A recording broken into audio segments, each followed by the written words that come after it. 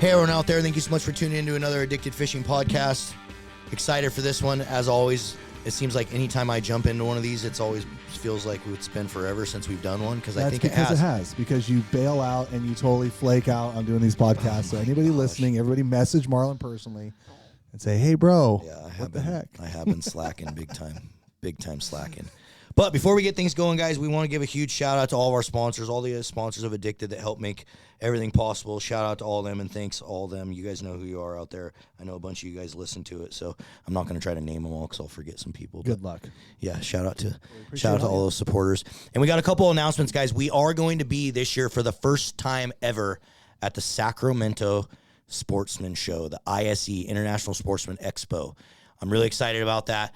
As soon as you walk in the main entrance, we are right there on the right-hand side. They gave us a premium, cool spot. We're actually right next to, Cam, are you familiar with Greg Blanchard?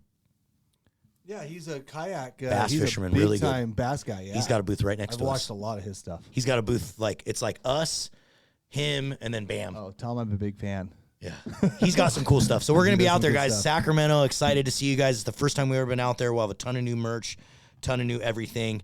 And then, as always, our Addicted Bashes are back this year at the sports shows. So the Washington Sportsman Show, the Pacific Northwest Sportsman Show, and the Central Oregon Sportsman Show. You can get tickets on our website right now for the Addicted Mega Bashes. And this year, we have a mini film tour that we're doing within the bash. So we're going to have Big Water Guy there. We're going to have Outdoor Chef Life, and we're going to have Fishing the Odds. And each one of those guys, including us, Addicted Fishing, are making 25-minute short films that will be premiering at the film tour at these shows. So get your tickets now, guys. The VIP are pretty much sold out. I think there's only a few for each event left, and then it's general admission. So hopefully you guys are there. It's going to be a fun time. You forgot the biggest thing, though, about the admissions of the bash. Oh, that is right. I keep forgetting that. Shame on you. Good thing you got the notes from Jen. No, actually, I was texting my wife about Layden's basketball game right now. Oh, nice. Well, he just remembered because he's got a lot better memory than me. But this year also, for the first time ever, guys, if you buy one of our event tickets, if you go to our website and buy an event ticket, it serves as your ticket also into the Sportsman Show. So you no longer have to buy a Sportsman Show ticket and buy one of our event tickets. If you buy our event ticket, you get into the Sportsman Show. So you're literally pretty much getting into our event for free. Or vice versa, you're getting into the sports show for free. Whichever way you want to look at it. Super shout out to Marketplace Events for making that happen this year, and our buddy Trey. I'm excited for that, and that's going to help a lot of you addicts out there, because I know, as much as Mr. Donald Trump wants to think our economy has rebounded, I know a lot of you guys are struggling out there, so saves you a couple bucks. More money for fishing. Yeah, exactly. More money for fishing. Exactly. Okay, now let's talk fishing, and we have a guest in here. We have a guest. Introduce yourself, dude, for the people that may not know. Ryan, most Riverside people know Guide you. Service, and come talk steelhead fishing with you guys. That's right. Mr. Ryan McCon from Riverside Guide Service. Every year, guys, Ryan, goes off the grid. He literally just ignores everyone, doesn't talk to anyone, and just goes hunting.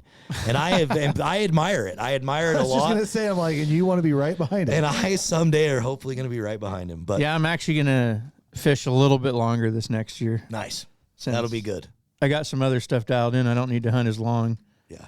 Well, and Idaho screwed us, so you don't get to do that. Yeah, I didn't draw Idaho tag, so there's one less thing I get to do. But, yeah, I'm going to fish all the way through October this year and then hunt all November and first week of December. My schedule. I like it. Yeah. So, guys, you guys know, I'm sure if you're out there fishing in any of our fisheries, you see Ryan, the Riverside Guide Service boat. But make sure you guys check it out. Check out his website. Try to get out fishing with him. Every time I get in the boat with him, it seems like I learn a thing or two. So he's a killer to definitely get out there with if you haven't yet. Yeah. Let's talk some fishing. Don't look at me. Stop raining. You said you just went fishing. I'm a boatless wonder. You said you just went. I've been on a boat for a month. I don't know. I know, dude. I got to go figure out the power drifter. I have no idea what's going on. I've been fishing just in other people's boats. I don't know anything. I will say, just from my experience, we've had a lot of high water for sure, so we didn't get to fish a lot. But the days that we have got to fish, in all the rivers that I've been fishing, it seems like there's a lot of fish around.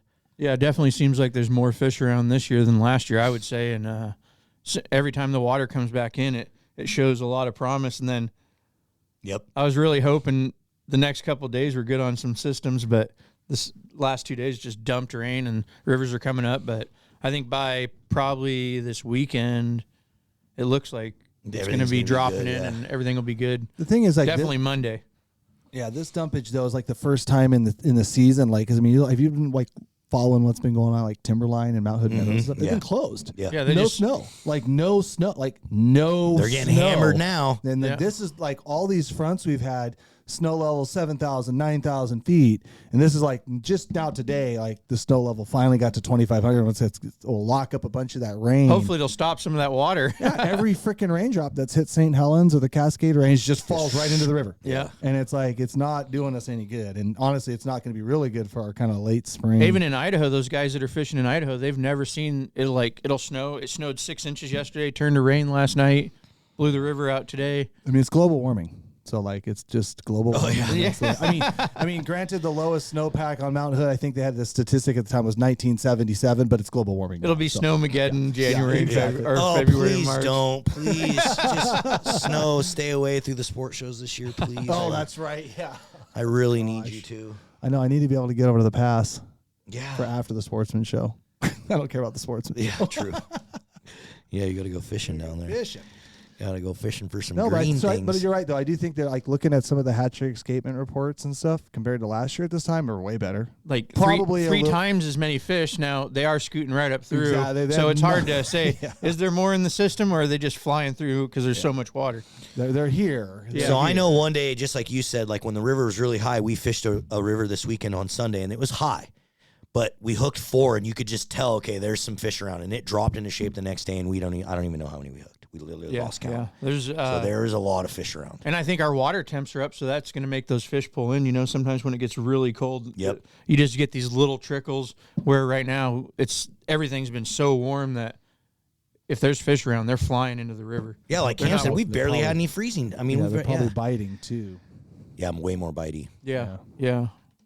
None of this 36-degree water, 38-degree water BS stuff where they just lock up on you. And I like a little bit of, this forecast coming next week. Like, if it dries up, everything drops out too fast. Then you don't get, I always say, perfect winter steelhead. Let it rain like 2 days every 3 days. Then you get Is that what the weather looks like right now? Yeah, it looks like we get this nice little pattern of not a bunch of rain where it's going to blow stuff out, but enough rain that it's going to push fresh fish up. So That's really good news. I mean, that's 90% of winter steelhead fishing, isn't it, though? It's like, we were talking about that on the text thread today. It's like, oh, geez, it's like playing the water game. playing the roller coaster of water. I mean, it's... Yeah. And it's funny, guys, like if you're out there listening and you're trying to get into steelhead fishing or you're new to it or whatever, like that is such a key factor when it comes to steelhead fishing. Like I just met a guy the other day. He's a huge fan. I always talk to him at a restaurant that me and Sharon go to, and he's like, I'm like, oh man, did you get a steelhead yet this year? And he's like, dude, I haven't been able to catch one. And he didn't even know about river flows. Like he literally didn't even know to like check a river flow. He just goes fishing when he has time to go fishing. And I feel like that's the wrong Makes approach. it a little tougher. Yeah, it makes it really tough. The other part of it, too, is like there's always the thing is like when certain things, I mean, there's stuff that's flooding right now that guys are hammering fish on. Like even right now, even today. Like, so some of the like real small hatchery creeks and real small terminal fisheries and stuff like that, this is the only time they shine when everything else is out. I remember growing up, one river, the river we used to live on, Marlin, like I would never fish it if it was over 800. Which was crazy. And I remember one time, like, it was like at 2,100. And this was back when I had, like, just got my driver's license, way back. So then I'm like, oh, it's like 1,600. I'm like, I just want to go fishing. And I go driving up the river and I see cars everywhere because, like, it was actually fishing a lot better. So I had it perceived in my head that this was, quote unquote, high water. Yeah. And where I wouldn't try to go fish. But then when I did, I, like, looked up and there was fish getting blasted everywhere. Yeah, 1,500 was like money. Pulled over the side of the road, look, and there's a guy catching. Like, oh my gosh!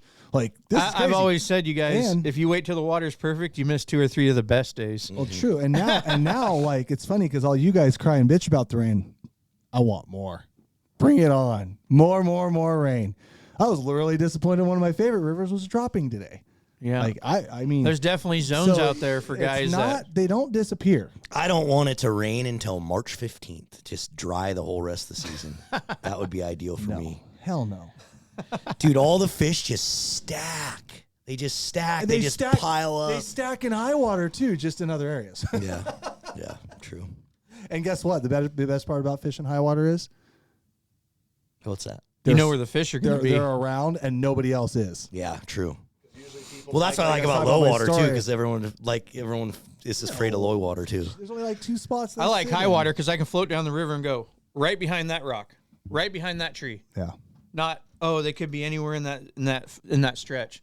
Right. And that was the problem we had this week. Like we caught some fish like on the bank, like where you're supposed to, and then some in the freaking middle nuts of the river, just dead center. It's like cool, like, and it was still pretty high, and that was like great before it dropped. Yeah. So it's just kind of like, well, and I've watched these rivers over times, like especially some of the smaller stuff that, you know, when it swells up, I'll have a 30 fish day, next day have 20 fish, next day have 10, then it just starts drying up. But those high water, I love it as long as you know where the structure is. Yeah. No, it's very true. I was going to say the other part of it too is also don't think that like a lot of people will go out and, oh, the river's rising, they're not going to bite. Yeah. You're not going to catch them. Absolute total garbage. Total BS garbage. No. Sometimes catching a river like on its first rise, its first initial rise, especially after like a long cold period, can be some of the best steel hunting you will ever find. You might not get more than a day at it. Yeah. You know, maybe even a half. You might even get a few hours, but it's a floodgate. All the fish just come alive, start moving around, get warmed up, start biting, start moving, get out of those loggy hidey holes and start moving around like they're supposed to, and you catch them where you're supposed to. And I've had days where I thought we weren't going to get a bite, just punched out, and I'm like, hey, you guys, let's just call it. And clients are like, whoa, we're here, let's just fish. Ended up pulling plugs and stuff and having like 25 takedowns, and you can't even 4 inches of visibility, just chocolate milk, trees, mud. Fishing in like 2 feet of water. And you're fishing where normally it would be land where you let your guys out. Had that too. And rods are just folding over. You're just unbelievable, you know? So they're pouring through. It's just get Figuring something in out their how to face. catch 'em, yeah. Putting a rattling plug. And I was, back then we were able to fish bait, and I would fish a spin and glow with sand shrimp, and they were smashing the plug over the spin and glow and sand Eating shrimp, which I was like, it was shocking on that day, Yeah. you know, but. So going into this year, Ryan, like you're going to be doing a lot of fishing on. Like, you're spending a lot of time in your sled, right? Yeah, Fishing out your sled for winter steelhead. Yep. So what are you primarily doing, like for the sled fishery? Like, what's your normal techniques that you're going to be running most of the year this year? 90% bobber dogging. Bobber dogging. Yeah, 90%. So explain to the people out there what that is if they don't know what bobber dogging is, and let's talk a little bit about bobber dogging. Bobber dogging is basically side drifting or drift fishing with a bobber that carries your gear downstream consistently. I feel like it's the number one most effective way to catch steelhead because anyone can do it. It's not super complicated, you know, like where you got to adjust your lead if you're drift fishing. You can present almost anything, multiple setups. You lose way less gear, so it keeps you in the water fishing that much longer. And it seems like for me, people just love the visual aspect of watching that bobber drain. Oh, for sure. You know? And what we learned, like we fished a river a week ago, and it was super high. And also with the bobber dogging, it slows everything down a little bit. Like when that current's just ripping, that bobber just allows to slow your gear down, which gives those fish a little bit more of time. And you can fish everything, I feel like. You know, like when you're drift fishing, if you have your lead set proper, you're fishing a run. Well, it's constantly pulling it out of the slot, With bobber dogging, it stays. I swear, if your lead's right, it puts your bobber and your gear where the steelhead want to be and keeps it in there. Yeah, for sure. And then with what you guys are doing when you're guiding, you can be super efficient because you might have 4, 5, 6 guys in your boat. So you're covering 5, 6 lanes. I know like when we went with you last year on that trip, oh yeah, it was exactly like that. You'd be surprised, like first I'd get a fish, and then you'd get a fish, and then all of a sudden Hayden get a fish because we're all in separate lines. And that's the one thing I try to keep guys. I'm like, you guys don't follow the guy below you. Like we're running double setups. Get in a different lane. Yeah, get in a different lane, and all of a sudden you'll realize that the fish are all the way from the bank to the out where the boat is. You know, like when we fished, they can be anywhere. But when you have that many rods out, definitely cover everything. Yeah, for sure. So what about for the guys, because I see it all the time, like bobber dogging from the bank. Can it work? Does it work? Do people do it? It's the best. From the bank fishing. Yeah. Really? I remember I went up on the Tribal River in Washington State. This is like when bobber dogging started. And everyone was fishing float and jig and drift fishing eggs. And I showed up with double like bead setups, bobber dogging. And in the first hour, other guides were walking up and they're like, "Hey, dude, chill out. You're making us look bad." And I'm just every single I think a fish or two every drift on dogging. And now if you go there, that's what everybody does. Well, right. I think like you have to pick your spots for bobber dogging from the bank. And I don't think, I mean, it could be the best in that spot because there's some spots that you just can't bobber dog, and vertical fishing or chandelier fishing or bobber will just clean your clock. You gotta have the right, you have to have the right spot. But if you have the right spot, yeah, I mean, at the end of the day, if you have water, flow. Yeah, at the end of the day, like your bait is dragging along the bottom, like where the fish's face are, whether it's 2 feet or 8 feet or whatever the heck it is, and it's always making that contact. And yeah, but I think there's also some areas you have to be really particular. And as far as if it's better versus the bank versus the boat, I'd say it's better out of the boat. Oh, for sure. But it's just because you can go for a quarter mile and not even make a count. Oh, yeah. You know what I mean? Yeah. But it's like, but there absolutely are places that I think it's going to be very situational. I think. Like there's places that, and there's also a lot of places that I don't see a lot of guys doing that from the bank where I think they should be, so it's kind of. So what are you using? I've never walked in and bank fished a spot where I just brought one rod. Normally I'll have a spoon rod. Oh, for sure. A vertical rod or a dogging rod and a spoon rod or a spinner rod. Like I never walk into a spot and just bring one bobber dogging rod because you already know when you bring one rod, you're going to have a situation where that vertical isn't going to fish better. You got a slow pocket. You see one rolling there and you're not going to, dog it. But if you got I feel like dogging works the best when you have consistent current and longer runs or fast water that you want to get down and slow it down. And that's how it was on that tribal river. It was like all the guys vertical were just flying right by. They weren't even, the fish didn't have time to see it. Yeah, we had a similar experience like that one day there. Yeah. So the only difference was my gear was going slow enough. And the only other guy that was hooking them was a guy drift fishing eggs with a bunch of heavy lead. And he was hanging up left and right because there was a tree laying in the water.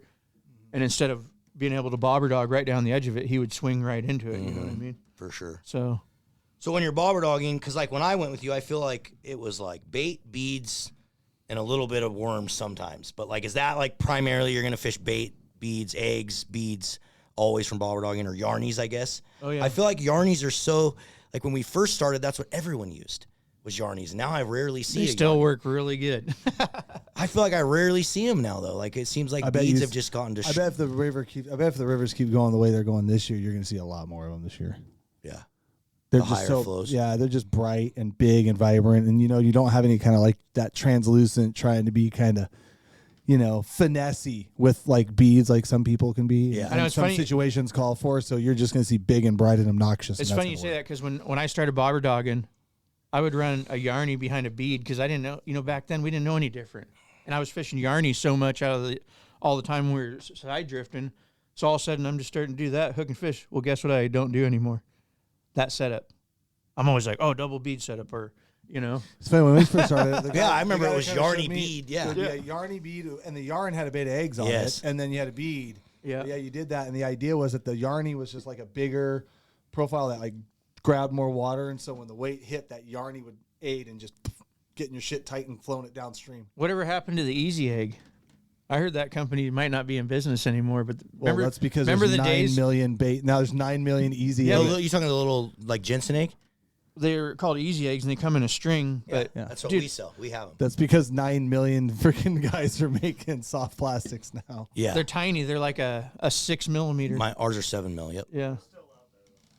Yep. We have them, and we sell. But there was a time in the steelhead game in Washington that was it. Yeah, I love to fish a setup. I used to fish it with Jordan all the time. He called it the triple threat, and we'd have a double bead, and then on the bottom hook, you just put a tiny little 7 mil. Yeah. And that thing wrecked fish. So for the first probably 12 years of my guiding, doing the summer stuff on the home river, for summers, it was an Easy Egg and a little bit of eggs always, and then shoot 90% of the time the eggs would fall off or the kite would catch cast on them off. Yep. And then there's a little bit of skein, a little dark red Easy Egg sitting on top. But I can't tell how many freaking 100 steel that are calling that damn thing. Yeah, the first time I went to a river in Oregon, I never been there in my life, and I was like, I don't know never fished it. Went out there, side drifted Easy Egg and yarn, and hooked 20 fish. And there's still steel. There was another guide that lived on that river, and he was like, "What the hell are you doing, dude?" And I go, "I don't know, dude. Just fishing how we fish up in Washington." One day we're all gonna wake up and just finally have the realization that steelhead are stupid, and they bite freaking just about anything. I mean, let's be real. Yeah, they do. Let's just say there's a lot of anglers out there that would tell you otherwise, because there's a lot of guys that have a hard time finding them. Except for those times where it's stupid high water or stupid low water. But if you get the right freaking, I mean, on those boards, I'll pick any damn beat of that, any size, catch them.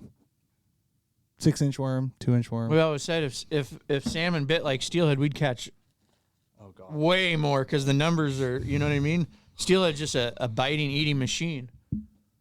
That's why it blows me away when guys are like, I've been fishing for 2 years and I haven't caught one. Easy to catch, hard to find. We always say I feel like when guys say that, it's all presentation. Their gear's moving at the wrong speed because it's, you know how it is. As soon as you move it at the right speed, that steelhead just comes out of left field and crushes it. I also feel like those are the same guys that go to like a hole and they'll sit there for 7 hours and beat it to death and not the situation where the fish are moving. And they'll just sit there and just keep casting it. And they don't have that cadence where they know, like, okay, I should be here this long. Like, the conditions are doing this. The fish they're either moving or they're not, or it's low light conditions or sunny and bright. Like, they don't have that down. So then what happens is, I think guys like, I'll just say guys like us, as arrogant as that sounds, like, we can kind of put it together and be like, oh, okay, well, there's no fish here. I'm going to go find them, or I'm going to leave, or I'm going to adjust. And a lot of those people, they don't make that adjustment and put themselves in front of fish. I just really believe that and how I know that is because I've done a lot of floats on a lot of rivers in not ideal conditions and gone past a bank angler or gone past an angler, finished my float out, caught fish, didn't catch fish, whatever. Either way, came back like 5 hours. And the guy's still doing the same thing. His truck is still there. And it's like, I would have left that about 5 minutes after I went past him 5 hours ago. Yeah, for sure. And it's like, those fish aren't moving that day. And like having that understanding that you're like more or less like hunting steelhead. I mean, it's probably, I guess, here's a comparison we can use. Call it like deer hunting, right? Like, I can go deer hunting, and then once I find a deer, my 243, my 270, my 30-06, my 300 wing, my 25 PRC, they'll all work. They'll all kill the damn deer. I still got to find the damn deer. Yeah. Right? All them beads laying in there, those are all my calibers. Still got to find the damn deer. So now, use that for steelheading. There you go. That's a good way to put it. I thought so. I just thought of that. I'm a genius. Not really. How many deer did you shoot last year? Move around. Yeah. How many did I shoot last year? Yeah. None. People always make fun of me because I fish fast, but I tell you what, I catch a lot of fish because I fish fast. Because I hit 15 times the amount of holes that the guy next to me does. And some days it really pays off. That's why you're a terrible bass fisherman. Like that's why I'd be a good bass fisherman. Gotta cover water. I think that's my favorite part about steelhead. That's why steelhead are way easier to catch than bass. Way easier. That's what I love about steelhead fishing is covering water and moving. The fact that you even just said that is like, please, everyone in the comments just roast the ever living hell out of him for saying that. Please bass are suicidal. Like they are like. Yeah, they are. What do you mean? Live imaging tells you otherwise. And like you only catch the bass that are there that you know of because you caught them. There's always bass there, and you don't catch all of them. I don't care if you're KVD. Like just bass are easy as hell. Steelhead, like if you put five steelhead, put this way, if you put 5 steelhead in the hole, Marlin, I believe that you'll catch 5 steelhead. I just believe you're. No, that is for sure wrong. Oh, bullshit. Anyways, no, dude. I just think if we you know put that for a fact. You put 5 trophy class bass on the log. You go catch one. You don't catch the other 4. You think that was the only one there, and you leave, and there's still 4 more there. We used to fish. That's what I'm saying. Every hole in low water, and Lonnie had a giant rod that we would run a GoPro through, and every hole there'd be multiple steelhead that you didn't catch. Multiple. Yeah, but you're up fishing them on the spawning grounds, bro. You gotta leave those fish alone. No, we're in the lower estuaries. Okay, fine. Every seal is not a biter. That's the thing. Like, every seal is not a freaking biter. Like, there's just ones you're never going to catch.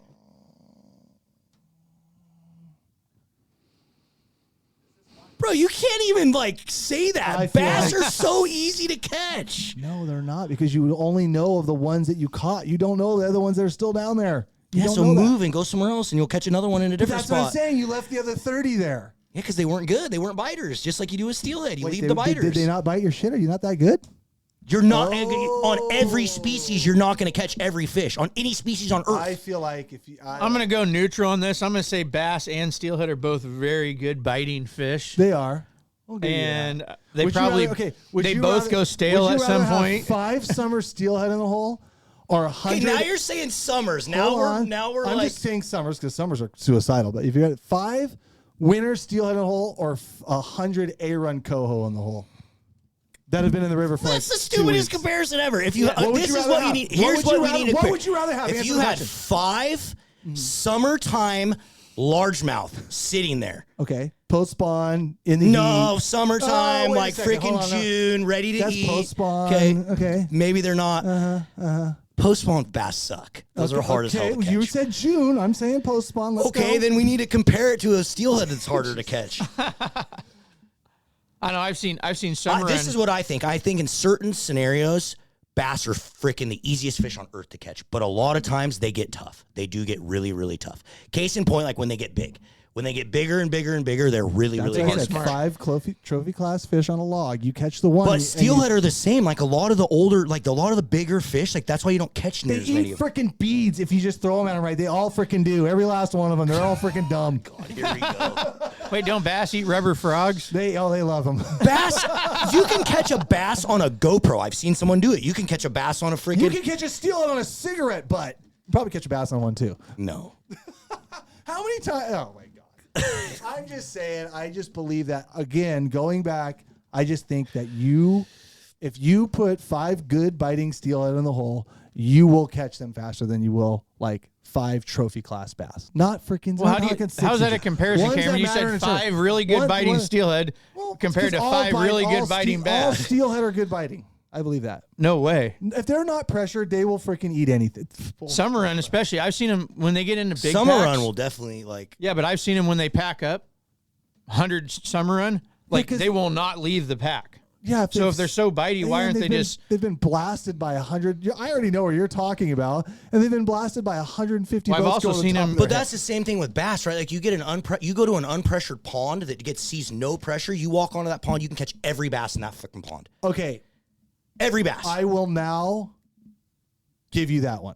Yeah, because maybe that's it. Because I can just most of the tough bass the you're ones catching. you're fishing, dude, have been caught 150 times. I'll give you that. Okay, that could be. That's probably. That's a Still, great way don't to even hey, do that. They die. That was a Like, great way to put it. They Marl. don't even. If those no, bass that's the way to haven't put it. bit, they're gonna bite anything. Yeah, you go to a fresh pond that's never been harassed, and maybe that's why I think steelhead are so stupid. Yeah, no, because they come in. A lot Yeah, of the times, I'm not trying to go fish on stale ones. I'm finding naive ones that Never seen pink, anything. shiny something spherical. Eat it. Like that. Yeah. That's literally what they do. well, we need to just put this to the test and float down the river and do a challenge where we fish nothing but just stupid stuff, and let's see how dumb steelhead really are. Tell me one thing in your freaking. I want you to fish a that big, you have not caught. Bic pen cap. You're gonna use a Bic pen I cap. was gonna say in your tackle in your garage. Tell me one thing they haven't eaten. Because I've had them eat everything from freaking KF-15s to spinner baits. To I'll tell you, whatever. like, have you ever seen that video of Ed Fast when he opens the steelhead's belly?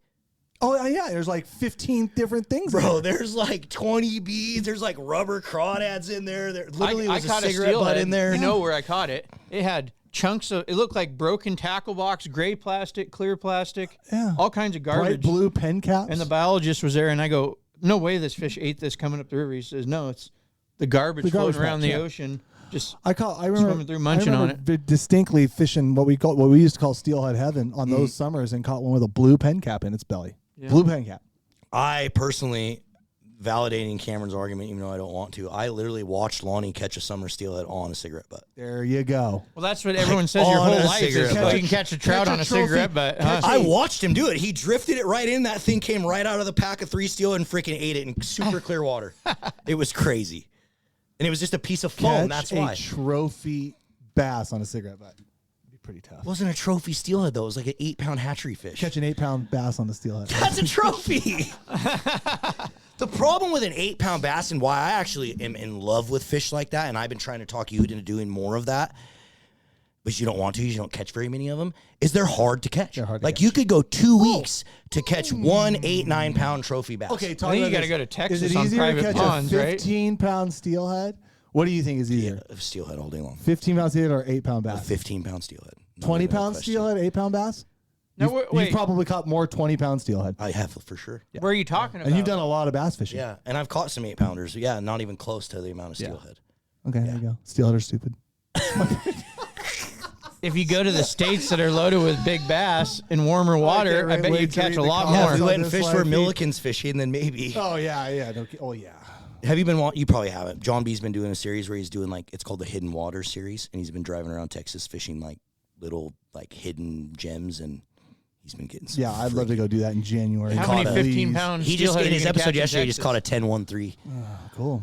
It's really cool. Must be nice. Yeah, I have to go catch steelhead now for the next month. Cool. It looked really fun.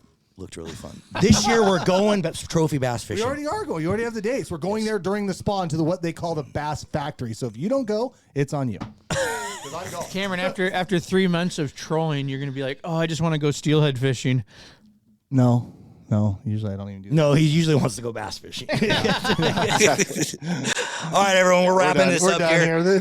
People checked out. That was a great way to end it. Again, guys, couple reminders. Please head over to the website and get your tickets to the Addicted Bash. Come to the Sportsman shows. Come see us in Sacramento.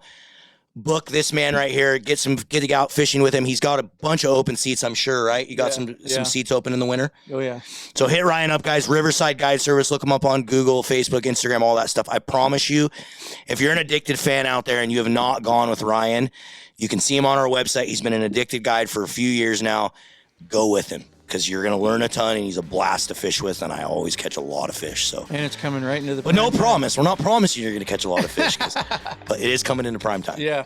So, cool, guys. Thanks so much for listening. Appreciate you. Until next time, we'll see you on the river.